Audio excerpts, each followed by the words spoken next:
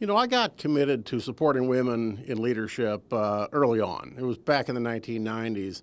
I had been asked by our firm, Ernst Young, to help develop a program to support the mentoring for our women. And I remember a discussion with a group of people, and one of our youngest women said something that stuck with me. She said to all of us, "Put yourself in my place and ask yourself if this is the firm for you. When you look up and at that time the corner office is all men, the window office is all men." She says, ask if this is a place for you. So this is about business. This is about making a firm that is great at attracting and retaining talent, making sure that talent works together, and it is really all about competitiveness and success. There are lots of great reasons to support women in leadership and in business, and a lot of them are social and moral and the right thing to do, but it is about business success. At the end of the day, the teams that our people are going to be part of will be more diverse across gender, ethnicity, nationality, race, sexual orientation than they've ever been before. And the scary truth is that really diverse teams don't generally perform in the middle of the pack. They're either off the charts great or they're horrible. It comes down to the culture you build in the organization and making the teams work. And when the teams work, it's magical.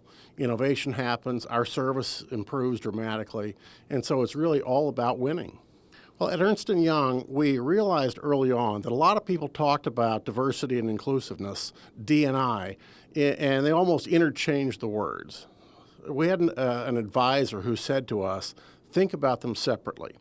Diversity is about the mix of your people. An inclusive culture is about how you make that mix work and work effectively. So we put in place programs around attracting and promoting people. We put in place programs around the culture, the inclusive culture. We put in place programs around flexibility for all of our people. We put in programs to watch the careers of our young women and ethnic minorities. We absolutely put in place programs to help all of us get in touch with our unconscious biases. And so a number of different things. Then very importantly, we are an accounting-based firm. We measure this. We measure things, we hold people accountable. The panel today about men who get it, first I'm proud to be part of that, but I think it is all about the business imperative to be great at diversity, to be great at inclusion, because it is about being a competitive organization and winning.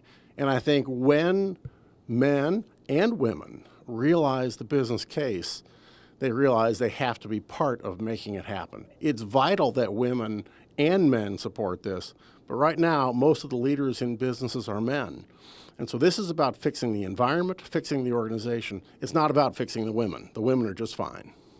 You know, the chamber has a really important role here. You know, if you step back and look at gender in its broadest context, 70 to 75% of the workforce and 70 to 75% of the customers of all of our companies will not be white men. Yet 80 to 85% of the leadership and the board are white men. So there's a real disconnect. And I think this has a potentially very severe impact on the competitiveness of U.S. companies, because we're falling behind in terms of issues of equality and gender and race. And so I think it's vitally important that the chamber really engage with this, help businesses understand the imperative so that more of us can be more competitive.